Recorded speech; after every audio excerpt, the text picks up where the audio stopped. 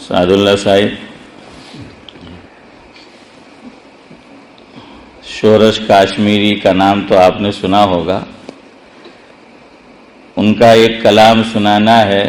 اس سے پہلے چونکہ آپ کو شعر بازار سے مناسبت ہے اس لیے آپ کی نظر کیا جاتا ہے.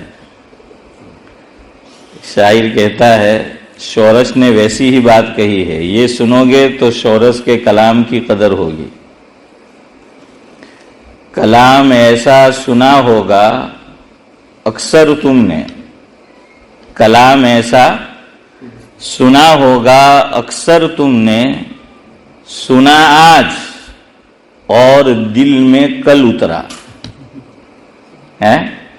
کلام ایسا سنا ہوگا اکثر تم نے کہ سنا آج اور دل میں کل اترا. کہو شعر ایسا کہ ہو تیز خنجر، کہو شعر ایسا کہ ہو تیز خنجر، ادھر منہ سے نکلا ادھر دل میں اترا. کہو شعر ایسا کہ ہو تیز خنجر، ادھر منہ سے نکلا ادھر دل میں اترا. تو شورش کاشمیری نے گزشتہ بدھ کو بھی آپ کو پتا ہے کہ یہ مضمون میں نے چھیڑا تھا، اسی کی آج تکمیل کرنی ہے دارالعلوم دیوبند کے تعلق سے. تو کہ اللہ تبارک و تعالی نے کتنا بڑا کام لیا. آج جو مدینہ منورہ میں حضور کا یہ روضہ موجود ہے، روضہ مبارکہ، تو یہ کیوں بچ گیا؟ ورنہ جیسے سارے تبرکات ان لوگوں نے کیا کر دیے؟ ختم کر دیے. ان کا ارادہ اس کو بھی ختم کرنے کا تھا. تو یہ پوری تفصیل میں آپ کو سناؤں گا انشاءاللہ. لیکن اس سے پہلے شورش کاشمیری جو ایک مشہور شاعر بھی تھے اور لکھاری بھی تھے، ان کا قلم بہت اچھا تھا. تو شورش کاشمیری نے لکھا ہے اس میں کلام نہیں کہ دیوبند کا وجود، اس میں کلام نہیں کہ دیوبند کا وجود، ہندوستان کے سر پہ ہے احسان مصطفیٰ. اس میں کلام نہیں کہ دیوبند کا وجود، ہندوستان کے سر پہ ہے احسان مصطفیٰ. تا حشر اس پہ رحمت پروردگار ہو، تا حشر اس پہ رحمت پروردگار ہو، پیدا کیے ہے جس نے فدایان مصطفیٰ. اس مدرسے کی عزت و سرشت سے، اس مدرسے کی عزت و سرشت سے پہنچا ہے خاص و عام کو فیضان مصطفیٰ. اب مخبل میں ٹاٹ بھی سن لے. ہند میں جو دین کا قلعہ ہے، ہند میں جو دین کا قلعہ ہے، اکابر کی محنتوں کا صلہ ہے. ایک عالم کو جس سے نور سنت کا ملا ہے، جاری ایک صدی سے اس کا سفر ہے، جاری ایک صدی سے اس کا سفر ہے، ہر فتنے سے رہتا جو باخبر ہے. عالم میں ہے جو اس کی مقبولیت، عالم میں ہے جو اس کی مقبولیت، اکابر کے اخلاص کا اثر ہے. پیدا کیے اس نے نہ جانے کتنے، پیدا کیے اس نے نہ جانے کتنے، علم کے شمس و قمر ہے.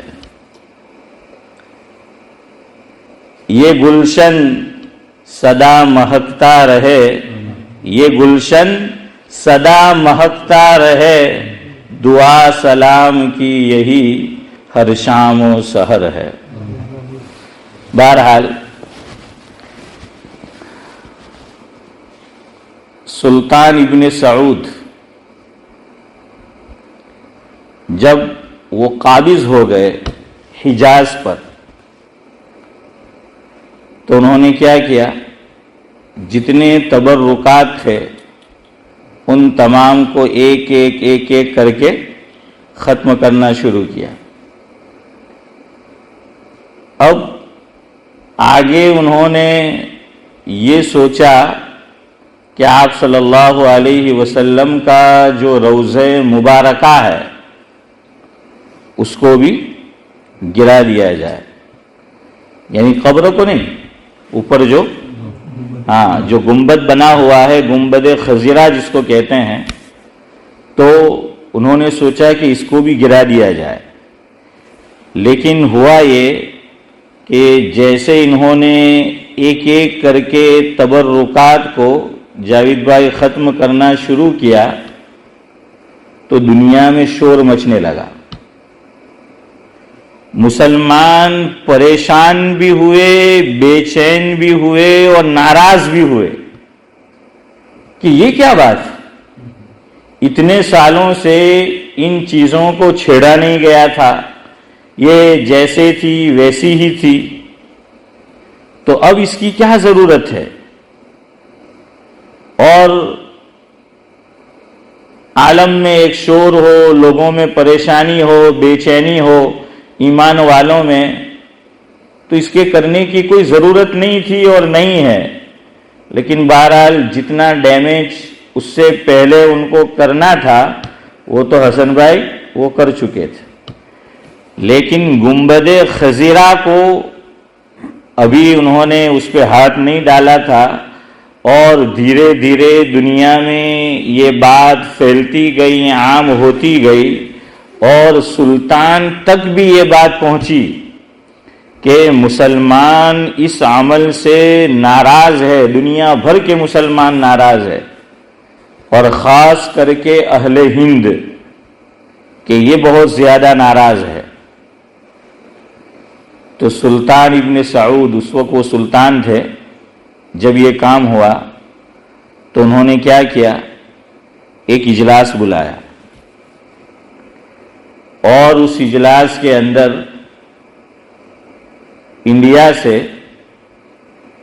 علامہ شبیر احمد عثمانی نور اللہ مرقدہ کو، سید سلیمان ندوی رحمہ اللہ کو، اور دو بھائی، ایک کا نام مولانا محمد علی جوہر اور دوسرے کا نام شوکت علی، تو مولانا محمد علی جوہر اور مولانا شوکت علی یہ دونوں حضرات بھی ساتھ میں تھے، اور دیگر علماء بھی موجود تھے۔ تو یہ حضرات پہنچے، وقت طے ہو گیا تھا، جگہ طے ہو گئی تھی، دن طے ہو گیا تھا کہ بھائی فلاں دن فلاں جگہ پر فلاں وقت میں سلطان ابن سعود پہلے تقریر کریں گے۔ وہاں ان سب علماء کو مدعو کیا گیا، چونکہ ہندوستان میں اس کا کافی شور تھا اور لوگ کافی ناراض تھے، تو سلطان ابن سعود نے پہلے سے بتا دیا تھا کہ جب اجلاس شروع ہوگا تو پہلی تقریر میری ہوگی، یعنی سلطان کی، اور اس کے بعد انڈیا سے جو اکابر وہاں پہنچنے والے تھے اور پہنچے تھے، تو اشرف بھائی ان سے کہا گیا تھا کہ اس کے بعد موقع تمہیں دیا جائے گا۔ چنانچہ ٹھیک ویسا ہی ہوا، سلطان ابن سعود نے علیہ الرحمہ تقریر شروع کی، جس کا خلاصہ اور ماحصل یہ تھا، کوئی لمبی چوڑی تقریر نہیں کی انہوں نے، 3-4 باتیں انہوں نے کہی بس۔ پہلی بار سلطان ابن سعود نے حنیف بھائی یہ کہی کہ یہ جو 4 ائمہ ہے، ائمہ اربعہ، حضرت امام ابو حنیفہ علیہ الرحمہ، حضرت امام مالک، امام شافعی اور امام احمد بن حنبل رحمہم اللہ، فرمایا کہ ہم ان چاروں کا احترام کرتے ہیں اور اس معاملے میں ہم تشدد نہیں کرتے۔ سلطان ابن سعود نے فرمایا کہ ہم چاروں فقہ کا احترام کرتے ہیں اور ہم اس معاملے میں تشدد نہیں کرتے۔ اور آپ کو یہ بات معلوم ہونی چاہیے کہ ایک عرصے تک یہ جو کعبۃ اللہ ہے وہاں پر 4 مصلے تھے۔ ہاں، ایک عرصے تک یہ رہا ہے کعبۃ اللہ میں باہر دور کی بات نہیں کر رہا ہوں، جو کعبہ شریف ہے، آپ تاریخ مکہ مکرمہ کتاب ہے اس کو آپ پڑھیے، اس میں تفصیل ہے۔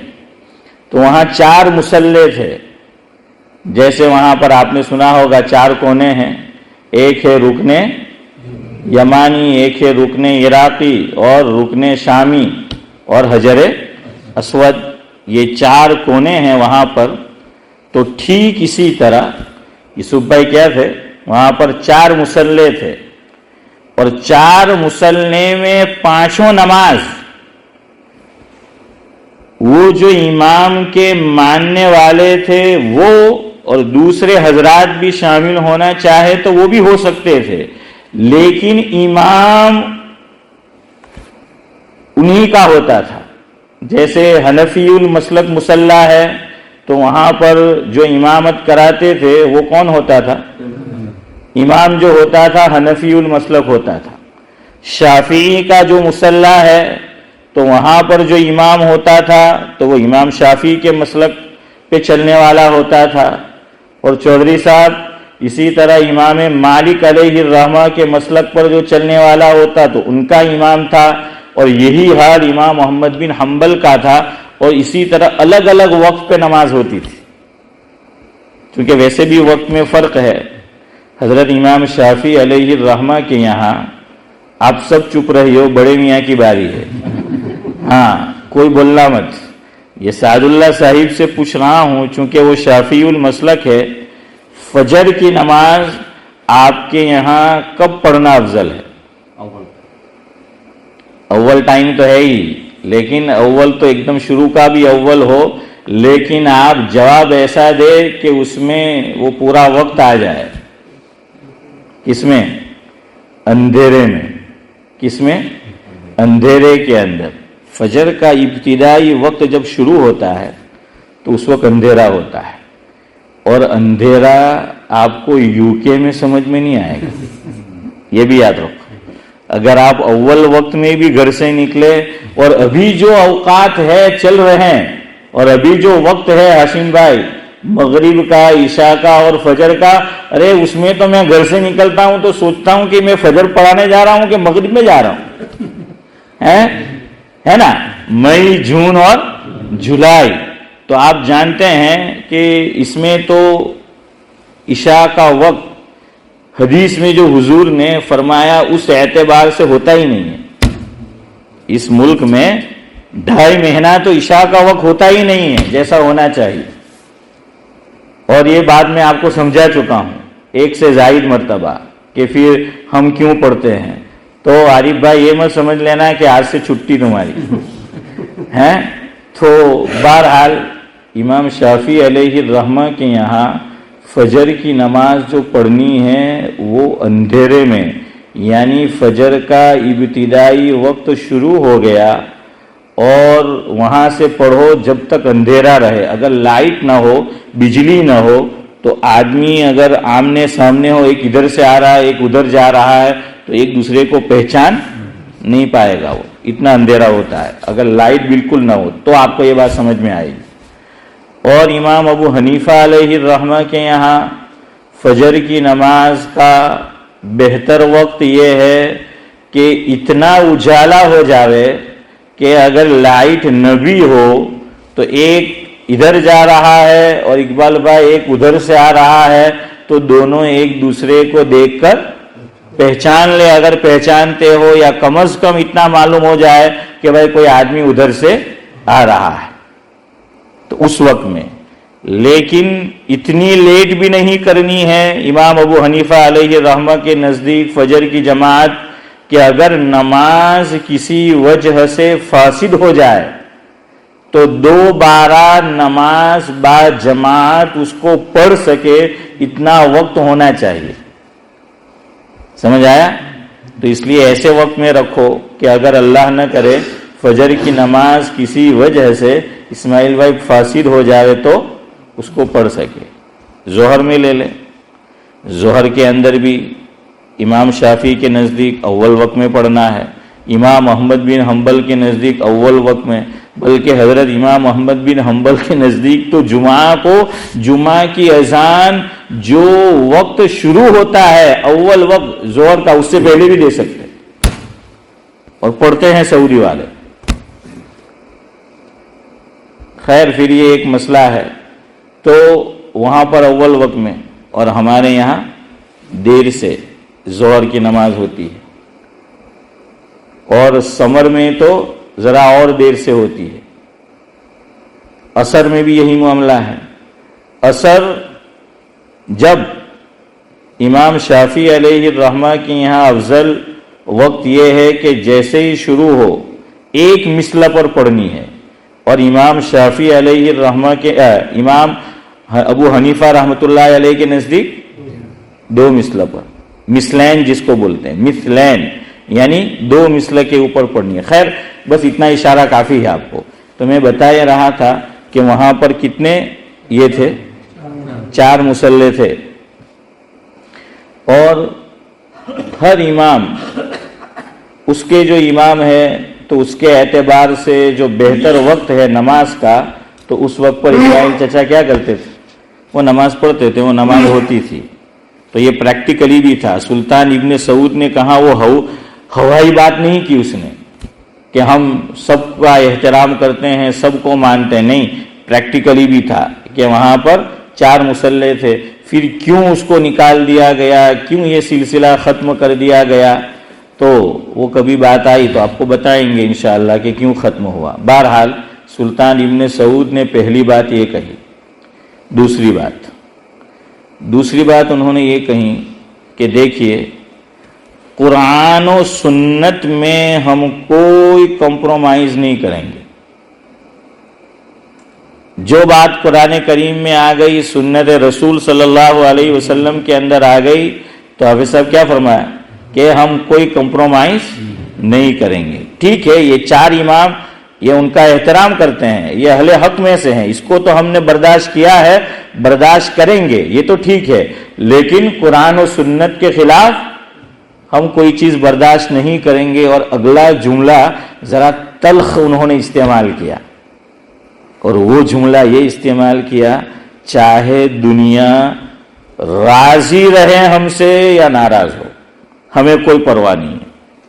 سلطان ابن سعود نے دوسری بات ذرا سخت کی کہ قرآن و سنت میں جس طریق پر جو باتیں بیان کی گئی ہے اس میں ہم کوئی کمپرومائز نہیں کریں گے، یہاں ویسا ہی عمل ہوگا. اور اس کی وجہ سے پوری دنیا چاہے ہم سے راضی رہے یا ہم سے ناراض ہو جائے، ہمیں اس کی کوئی چنتا اور فکر نہیں ہے. تیسری بات سلطان ابن سعود نے یہ فرمائی، مفہوم ہے کہ ہم یہود و نصارہ کو کافر سمجھتے ہیں. اصل بات ان کو اگلی کہنی ہے، یہ تو سب کو معلوم ہے، تو قرآن نے کہا ہے کہ ہم یہود و نصارہ کو کافر سمجھتے ہیں. فرمایا کیوں کافر سمجھتے ہیں؟ یہ اگلا جملہ بڑا معنی خیز ہے کہ کیوں کافر سمجھتے ہیں ہم یہود و نصارہ کو؟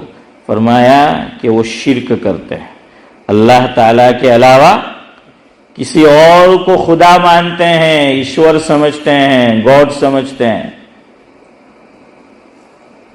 وہ صفات ان کے اندر مانتے ہیں. اور پھر انہوں نے قرآن کریم کی آیت کوٹ کی. سلطان ابن سعود نے قرآن کریم نے ایک مقام پر فرمایا کہ ما نعبدهم لیقربونا الی اللہ زلفا. کیا مطلب؟ کہ یہ جو لوگ اللہ تعالیٰ کے علاوہ دوسرے کی پرستش کرتے ہیں. ایک بات یاد رکھو، عبادت، لفظ عبادت کسی غیر اللہ کے لیے نہیں بولنا ہے کہ ہندو فلاں کی عبادت کرتے ہیں، یہود فلاں کی عبادت، نصارہ فلاں کی عبادت. عبادت یہ اسلامی اصطلاح ہے اور یہ اللہ تعالیٰ کے لیے خاص ہے. اگر آپ کو سمجھانا بھی ہے بات کو تو لفظ استعمال کرو پرستش، پوجا پاٹھ، یا انگلش لفظ یوز کر لو ورشپ ہے، لیکن عبادت یہ صرف اور صرف کس کے لیے خاص ہے؟ اللہ تعالیٰ کے لیے ہے. تو سلطان ابن سعود علیہ الرحمہ نے یہ فرمایا حسن بھائی کہ ہم بھی جانتے ہیں کہ یہ جو اللہ تعالیٰ کے علاوہ دوسروں کی پرستش کرتے ہیں ان کا منشا یہ ہے کہ ہم ان کو راضی رکھ کر ان کی پرستش اور پوجا پاٹ کریں گے تو اس کی وجہ سے اللہ ہم سے راضی ہوگا اور یہ ہمیں اللہ تک پہنچائیں گے. سمجھ آیا؟ یہ قرآن نے کہا ہے کہ وہ لوگ بھی مانتے ہیں کہ اللہ اللہ ہے، وہ بھی مانتے تھے کہ اللہ اللہ ہے، لیکن پھر وہ کہتے تھے کہ ہم اس لیے جو ہے یہ کرتے ہیں تاکہ ان کو راضی رکھ کے اور اللہ تعالیٰ تک جو ہے وہ پہنچے. تو سلطان ابن سعود کہنا یہ چاہتے تھے کہ انڈیا کے اندر مجھے پتہ چلا ہے کہ تم قبروں کے آگے سجدہ ریز ہوتے ہو. یہ بات کہنی تھی کہ تم لوگ قبروں کے آگے سجدہ ریز ہوتے ہو، سجدے تم کرتے ہو قبر کو، مزاروں پر جا کر سجدہ ریز ہوتے ہو. اور یہ سجدہ یہ عبادت ہے اور اللہ تعالیٰ کے لیے خاص ہے. اور ہمیں معلوم ہے کہ تم جو بزرگوں کے مزاروں پر جا کر سجدے کرتے ہو، سجدہ ریز ہوتے ہو، تمہاری بھی نیت یہ ہوتی ہے ما نعبدہم ما نعبدہم الا لیقربونا الی اللہ زلفی، کہ ہم ان کو راضی کریں گے، ان کو خوش کریں گے، ان کے آگے سجدہ کریں گے، یہ راضی ہوں گے، یہ ہمیں اللہ تک پہنچائیں گے اور جنت میں ہماری سفارش کریں گے اور ہمیں وہاں پہنچائیں گے. بس سلطان ابن سعود کی اتنی تقریر تھی اور انہوں نے کہا کہ وما علینا الا البلاغ یا وآخر دعوانا ان الحمد للہ رب العالمین. کہا کہ بس مجھے اتنی تقریر کرنی تھی. اب جو ہندوستان سے جو وفد پہنچا تھا وہاں پر اور جو میں نے آپ کو نام گنوائے، انہوں نے پہلے سے مشورہ کر لیا تھا آپس میں، اور مشورہ میں یہ طے کر لیا تھا کہ سلطان ابن سعود کی تقریر جب ختم ہوگی اور ہمیں بولنے کا موقع دیا جائے گا تو ہم تمام لوگ اس کا جواب نہیں دیں گے، سب لوگ تقریر نہیں کریں گے، کوئی ایک بندہ ہم میں سے ہم متعین کر لیتے ہیں کہ سلطان ابن سعود کی تقریر کا جواب وہ دے گا. تو آپس کے مشورے سے انہوں نے طے یہ کیا کہ سلطان ابن سعود جو باتیں بیان کریں گے اس کا جواب دیں گے علامہ شبیر احمد عثمانی نور اللہ مرقدہ.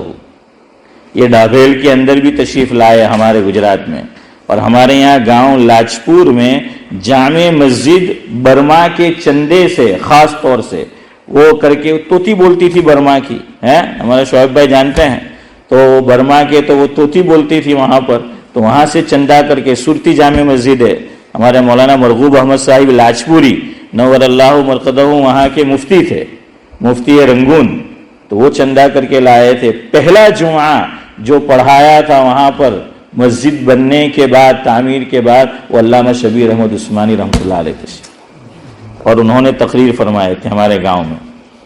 پاکستان، مملکت پاکستان جب وجود میں آیا تو قائد اعظم محمد علی جناح علیہ الرحمہ نے ان کی نظر جس شخصیت پر پڑی، اس وقت دو جگہ پرچم کشائی ہوئی تھی، کہ ایک کراچی میں، اس وقت اسلام آباد دارالحکومت نہیں تھا، اور ہے نا اور دوسرا ڈھاکہ کے اندر، ایک مشرقی پاکستان اور دوسرا مغربی پاکستان.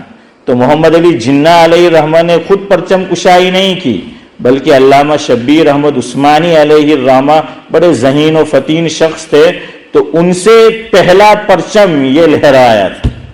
اور ادھر جو اب بنگلہ دیش ہے انیس الزما صاحب، تو وہاں پر علامہ ظفر احمد عثمانی نور اللہ مرقدہ، انہوں نے پہلا پرچم لہرایا تھا، پرچم کشائی کی تھی.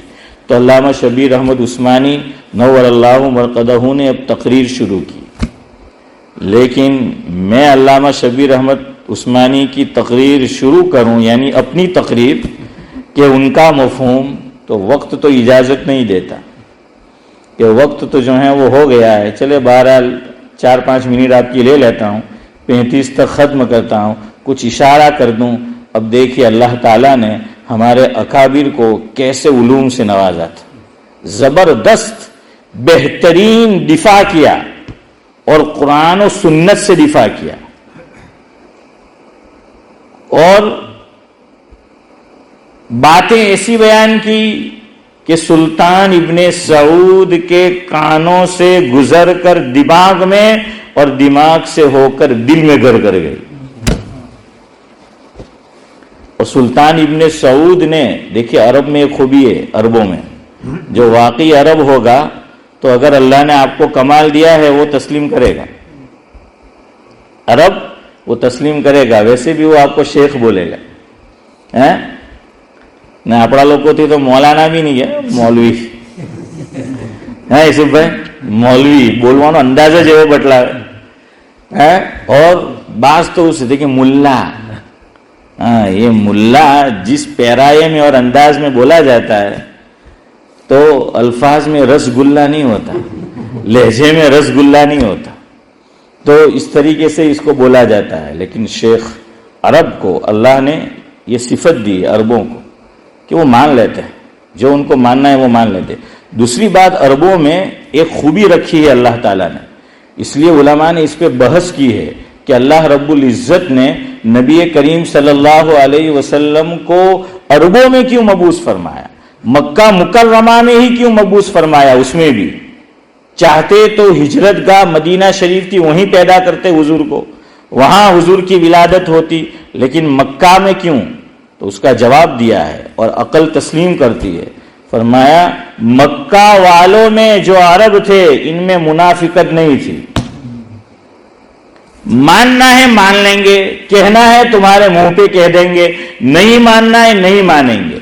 دل میں کچھ زبان پہ کچھ، یہ وہ لوگ نہیں کرتے تھے. اس لیے دیکھیے کوئی منافق تھا ہی نہیں مکہ مکرمہ. پھر حضور نے جب ہجرت کی ہے مدینہ، وہاں یہ منافق تھے.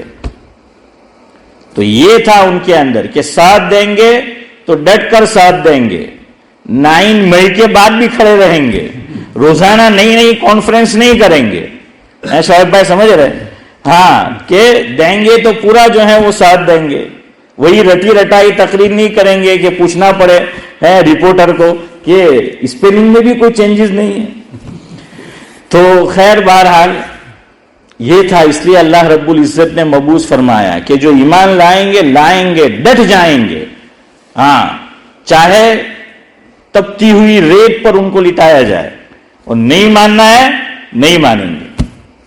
یہ تھی صفت ان کے اندر. تو آج بھی عربوں میں 2 صفت ہے، ایک یہ مہمان نواز ہوتے ہیں، ہاں، اور دوسرا ان کو بات سمجھ میں آئی وہ آپ کی تعریف کریں گے، وہ مان جائیں گے. اور ہمارے یہاں کبھی تعریف کی بھی ہیں، سعد اللہ بھائی نے تعریف کی تو جاوید بھائی پوچھیں گے کیا تمہیں تو انہیں نہیں مانے تعریف، تو کہ ہوں کرے موقع جو تو بولو پڑیں گے، باقی آج بھی آپ تو کہیں خود بنو نہیں رہتے، تو بھائی جا کے مکر جاتے ہیں. تو بہرحال سلطان ابن علامہ شبیر احمد عثمانی 2 باتیں سن لے، پھر مجلس ختم کرتا ہوں. پہلی بات یہ کی، یہ چیز بھی سیکھنے کی ہے. سب سے پہلے علامہ شبیر احمد عثمانی علیہ الرحمہ نے سلطان ابن سعود کا شکریہ ادا کیا کہ ہم آپ کے شکر گزار ہیں کہ آپ نے ہمیں اپنی معروضات پیش کرنے کا موقع دیا، آپ نے ہمیں دعوت دے کر یہاں بلایا انڈیا سے، یہ حکومت کے خرچے پہ آئے تھے کہ آپ نے ہمیں یہاں پر بلایا اور یہ بھی تعریف کی کہ ہم یہاں پر آئے، آپ نے ہماری مہمان نوازی خوب کی، آپ نے ہماری مہمان نوازی خوب کی۔ یہاں تو شادی میں بھی مہمان کے طور پہ بلاؤ یا کوئی اور فنکشن میں باہر نکل ہے تو کہ دارما ایم کے گوشت بول چوتھائی گیلو بوٹی ایم کے برابر نہیں ہوتی ایم کے حسن بھائی کہ نانا لا یوسف بھائی برابر ہوتی تو کہ ترما ہے یہ آولی ہمارا پاپا چوسو آولا ہوتا بس ہے کہ یہ نمک کم تھا وہ کم تھا۔ تو پہلے لوگ کھلا کر خوش ہوتے تھے، میرے والد مرحوم فرماتے تھے فاروق بھائی، اور آج کم بخت لوگ کھا کے بھی خوش نہیں ہوتے، وہ بھی باہر جا کے برائی کرتے ہیں۔ تو دیکھیے یہ چیز سیکھنے کی ہے۔ تو انہوں نے شکریہ ادا کیا دو باتوں کا کہ ایک آپ نے ہمیں موقع دیا یہاں پر ہماری معروضات پیش کرنے کا، آپ نے ہماری مہمان نوازی خوب کی۔ پھر جواب دیا کہ پہلی بات آپ کی کہ قرآن و سنت کے خلاف ہم کوئی بات سنیں گے نہیں اور وہی کریں گے جو قرآن و سنت میں ہے، چاہے دنیا راضی ہو یا دنیا ناراض ہو۔ تو علامہ شبیر احمد عثمانی علیہ الرحمہ نے فرمایا کہ جہاں پناہ، یہ نہیں کہا یہ میں کہہ رہا ہوں کہ جہاں پناہ، اس لیے آپ سن لیں کہ ہم بھی یہی بلیو کرتے ہیں کہ قرآن و سنت ہی اصل ہے، اس کے خلاف کوئی بات ہے ہم بھی برداشت نہیں کرتے، سوال پیدا نہیں ہوتا کہ قرآن و سنت جو ہے وہی اصل ہے۔ تو جو آپ کا بلیو ہے، جو آپ کا عقیدہ ہے، جو آپ صحیح سمجھتے ہیں، تو میں یہ بات صاف کر دوں، علامہ نے فرمایا ہم بھی وہی سمجھتے ہیں۔ رہی بات کہ انڈیا میں لوگ قبروں کے آگے سجدہ ریز ہوتے ہیں، اور آپ نے کہا کہ جیسے یہود و نصارہ یہ کافر ہے غیر اللہ کی پرستش کر کے، تو یہاں بھی غیر اللہ کی پرستش کی جا رہی ہے، تو یہ بھی اسلام سے خارج ہو گئے، نکل گئے۔ تو علامہ نے اس کا جواب دیا، ذرا تفصیل طلب ہے، اب وقت ہو گیا ہے، آپ کو بھی نکلنا ہے اور مجھے بھی نکلنا ہے، انشاءاللہ یار زندہ صحبت باقی۔ کل آپ لوگ تعلیم کر لینا، ہماری فیملی لندن ہی میں ایک جگہ رہتی ہے، تو وہاں سے حج میں جا رہے ہیں، تو وہ لوگ کہہ رہے تھے کہ ہم ملنے آئیں گے، میں نے کہا نہیں آپ مبارک جگہ جا رہے تو ہم ملنے آئیں گے۔ تو بہرحال وہاں ملنے جانا ہے، تو اس لیے آپ تعلیم کر لیں، آپ سے انشاءاللہ آپ کا پیر آپ کو بروز پیر ملے گا۔ سبحان اللہ وبحمدہ، سبحان